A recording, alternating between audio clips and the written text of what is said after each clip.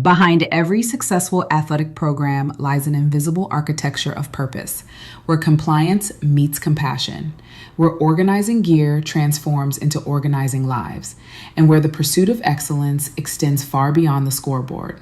College athletics at HBCUs represents more than competition. It's a laboratory for leadership development, community impact, and personal transformation. The path from student manager to athletic administrator isn't just a career trajectory. It's a masterclass in discovering that your calling often emerges from the work that doesn't feel like work. What happens when someone who thought they were destined for law school finds themselves becoming the law on campus, interpreting regulations instead of statutes? Today, we explore how purpose reveals itself not in grand revelations, but in the daily choice to show up, organize chaos, and elevate others. Hey, everybody, and welcome back to season 3 of Impactors Out Loud. Hi, my name is Tracy B. Allen. I'm your host today, and today we have with us Tabitha Monroe, who is an athletic director at Shaw University. And she is here to talk to us about all the fabulous things that she does. And if you guys see a trend, you know that I've been interviewing a lot of female athletic directors, thanks to Monique Wells, who has been sending them my way. So I'm learning a lot, even though I'm not really into the sports field. It is great to learn something new. And these women are doing fabulous things. And I'm just so happy to have her here and to be able to interview her and find out how she got into this profession and how she's making change in our community. So, Tabitha, thank you for being here. And tell us, what is your cocktail? Thank you for having me. This is great what you're doing. And a little bit about me, I'll get right into it. So, I began college athletics back in 2018 as the head manager for the men's basketball team down at South Carolina State University. You know, go Bulldogs, love my Bulldogs. um, I, the head coach was Coach Murray Garvin. And he kind of took me under his wing and allowed me to be a part of the team for my last 2 years at the university. Upon graduation, head coach Bobby Collins, he is here at Shaw University now. He brought me here with him as a grad assistant. So he loved what I was doing at South Carolina State. I graduated, didn't know what I was doing in COVID year. Whew, So, COVID year. what were you doing at South Carolina State? So I went to undergrad for political science pre-law. Oh, That's what I got my really? undergraduate degree in. I minored in Spanish. I used to want to be a lawyer. And Oh, then I started working with the men's basketball team, and they stole my heart. And I really enjoyed what I was doing. So I okay. was like, why not make a career out of it? I followed Bobby Collins up here to Shaw. I ended up getting my master's in Christian leadership from Shaw University. Um, Mhm. but within my first year working with the men's basketball team here, AD George Knox, stole me from men's basketball and made me the administrative assistant for the department.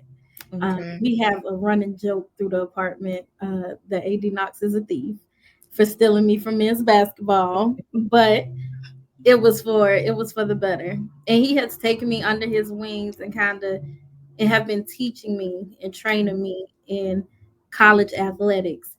And now I've just been promoted to associate athletic director for compliance and the senior woman administrator here on campus. So that's Okay. just a little bit about how I got to where I am.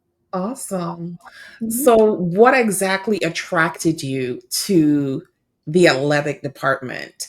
Like, were you playing a sport? Like, how did you get into that component of it? So I used to say a long time ago, my end game was cooking and coaching. I grew up in a house of 5 boys, 2 girls. My parents had 7 kids Mhm. between us. I'm a preacher's kid, so all the church kids used to come to the house. Growing up, we used to play basketball, cook Mhm. Sunday dinner for everybody, and just enjoy the fellowship. Mhm. But we grew up playing sports as well, and basketball was one of those sports. My sophomore year, I ended up getting a job as the pastry chef at the country club in Orangeburg, and I just spent way too much time there my sophomore year working. And I really don't remember my sophomore year. I joke, Really? I did my assignments, I maintained my honors college degree, Mhm. but when it came to that work-life balance, I didn't have a balance. It was work Mm. all the time. So I would miss family functions. I would Mhm. miss just anything on campus because I go to class and go to work, you know. Yeah. But Bobby Collins got with student affairs on campus, and they sent an email out to all the students saying help wanted for men's basketball. So I showed up ready to go Mhm. in September, and I kept showing up and kept showing up, and it was easy to me to show Mhm. up, even though we was getting up. I was up at 5 o'clock every morning putting practice gear out. Mm. I'm the last person to go to sleep as I take the clothes home and wash the practice gear or the game gear. It just became easy and it was fun to me. Really? Most people would think that that's not fun, but you thought that was fun. Okay. I thoroughly enjoyed it. You know, Okay. I take pride in my work. Mhm. So to set up the locker rooms and see, Mhm. even with the jersey and the shorts, to hang a jersey up, all the jerseys on one side, to lay the shorts out the exact same way, even on gear day, I'm opening gear and we having a gear reveal. I really enjoyed doing all of So that. you like organizing, basically. I really do. You do. Mhm. Okay. Yes, ma'am. So I'm assuming that what you just told us is what an athletic director does, or is it not? What exactly does an athletic director do? What is your So role? my current role, Mhm. I'm the associate AD for compliance in the Senior Woman Administrator. In this role, I am supposed to, what I do, I certify student athletes. I look at their compliance, any compliance issues. I work with other institutions as students transfer in and out. Um, and I really brought it full circle. It's a full circle moment for me because I mentioned earlier, I got my undergrad degree in political science pre law. Right. With law, you read, you interpret, you Lots of apply. contracts. Right.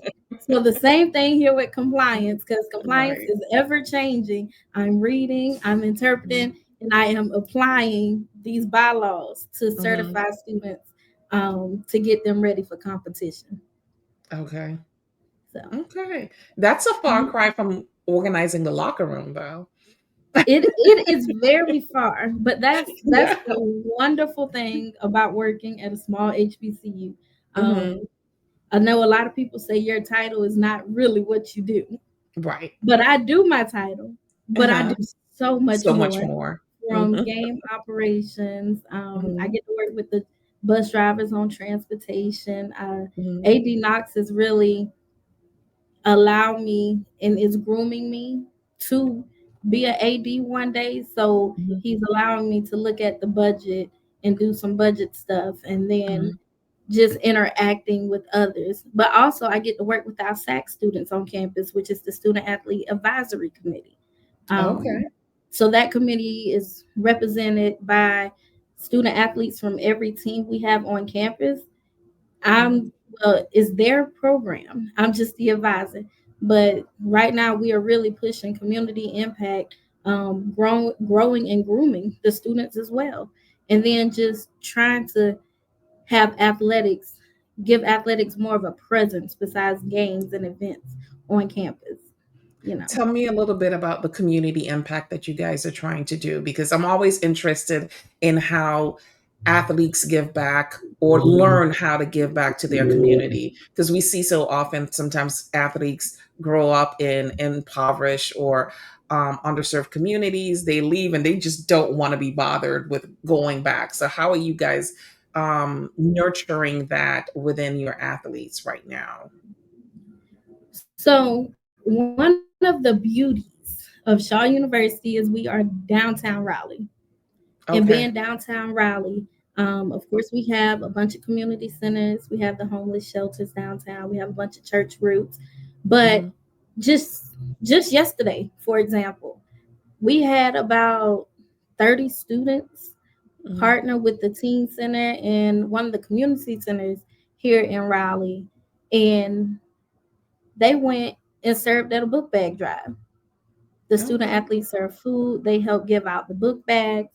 Mm, Um, whatever stations they had, the student athletes was working at. okay. And I know that may seem small to some people, but just their Mm, presence alone helped. It put Shaw University in the community. And not just mm. that event, even this past year, we partnered with Dreamville for something called Dreamville? Dreamville. Yeah. So Mhm. Dreamville here in North Carolina, I don't know if you heard of the artist J. Cole. Yes. So it's his record label. He's from Okay. Fayetteville. And every year he have a festival, a music festival downtown Raleigh at Dorothy Dix Park, called Dreamville. So he Mhm, bring a bunch of people from his record label and then a few others to come and perform for 2 days at this big festival. But the label have made it into something more than just a music festival. They mhm, had something called Dreamville University, where we hosted students on campus mhm, for 2 sessions. They had a live question and answer, a live Q&A, or mhm. how to get into the music business.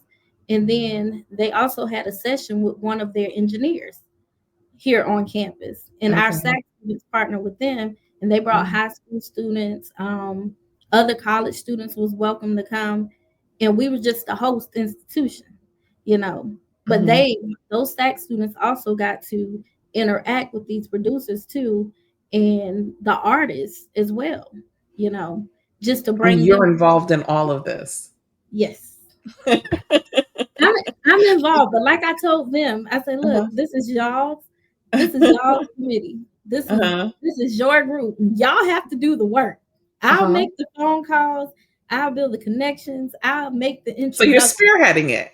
I am. And I make the introductions, but I have also a Mhm. part of what I am learning in this role is delegating Yes. and removing myself completely for them to figure out. If you have a question, please let me know. I will help you. I will Mhm, answer it. I will tell you who you need to talk to and how you need to go about doing it. But at mhm. the end of the day, for your professional career, you have to do what you think you need to do to Yeah. make it Building happen. leadership. You're teaching Mhm. them leadership skills. Yeah. Um, I do want to get back to, I know you're a preacher's kid, right? Yeah. So religion is deeply ingrained in everything that you do. And like you said, you did religious studies for your master's degree at Shaw Mhm. University. But at some point in time, you wanted to be a lawyer. Is that something that you would ever double back on and possibly go to law school or advance your studies in the legal field? Or are you just all in as an athletic director? So the beauty, like I said, the beauty of compliance to me is I'm the law on campus. So I probably will not. I probably will not go back to school for that because, Mhm. full disclosure, I am in school now working on my You are. doctoral degree in higher education. Oh, Yes. okay. Okay. So So you're after, looking to become a professor at some point in time. mm-mm. Oh. Oh no, ma'am. Well, and see, I'm totally not against it. I'm not against being a professor at all. Just It's just securing your current position. right Got now. you. Mhm. So Makes sense. if that's in God's plans for me, Hmm. then I give and I will do what He tell me to do. But Hmm. right now, I am not trying to be a professor. At Okay. least not. All Hmm. right. So, besides being growing up as a preacher's kid, what made you do your master's degree in religious studies? What was the plan? What was the thought pattern that you were going through when you decided religious studies is what I want to do my master's in? I am going to be real honest with you. Um, COVID year hit. We went to the MEAC in March. We came back. Everybody on campus was already gone. So they sent us home too. I was in my parents' living room when I graduated college, sitting on the step with my phone recording the TV as my picture popped up for graduation. So for like that month and a half, I honestly did not know what I wanted to do. Mhm. And when Coach Collins called me about coming up to Shaw with him, he told me to look into the program. So it was an education program and it was the divinity school. Mhm. Okay, so divinity will be a little easier or be more of my lane besides education because I know Right. I don't have the prerequisites for Okay. education. So Mhm. I came up one day in July, applied to divinity school. They accepted me, and the rest is history. Okay. So yeah, I was definitely lost Okay. in So during that basically, you just was like, I need to go back to school. I need to get a master's degree. Hey, I know the Bible. I know enough about what's happening in the religion. I can scale through this crazy degree. faith. I mean, we've all done it. Okay, I Crazy think we've faith. all done it. Some of us have just done a degree because it's there, and we know it's an easy pass for us. We don't have to put too much into it, and we can get it done. So I totally understand that. Now, I will say these professors definitely challenged me. They did. They definitely challenged my teachings Hmm. and some of their theologies, but it was good. It was good. Well, I think that's what education is supposed to do, is to help you think about things in a different manner, not just regurgitate what has been told to you, but to really see the bigger picture and figure things out for yourself. So, yeah. So, tell us, what else are you doing to help impact the community, either based on your job or outside? Like, do you have any outside ventures that you are participating in that really makes an impact in your community? So there are a few things I do within the community, and not just with SAC, but with me personally. Hmm. I do like to go and volunteer with Parks and Recreation, just to help them where they need help.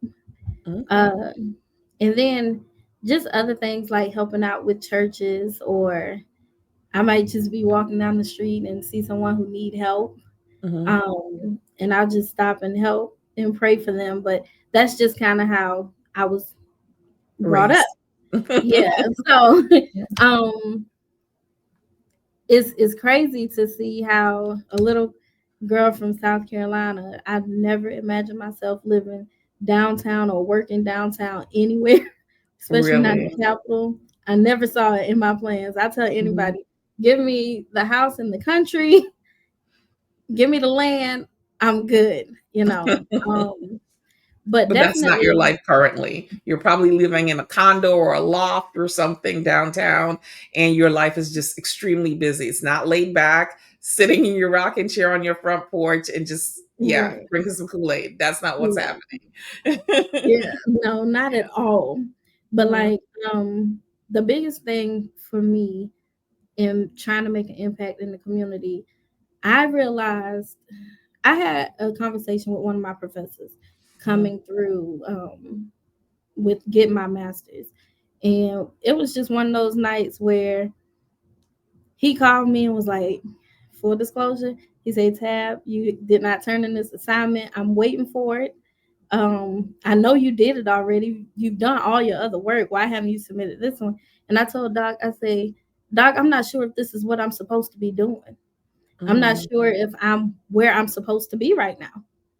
And he told me that I don't realize that I'm walking in my purpose.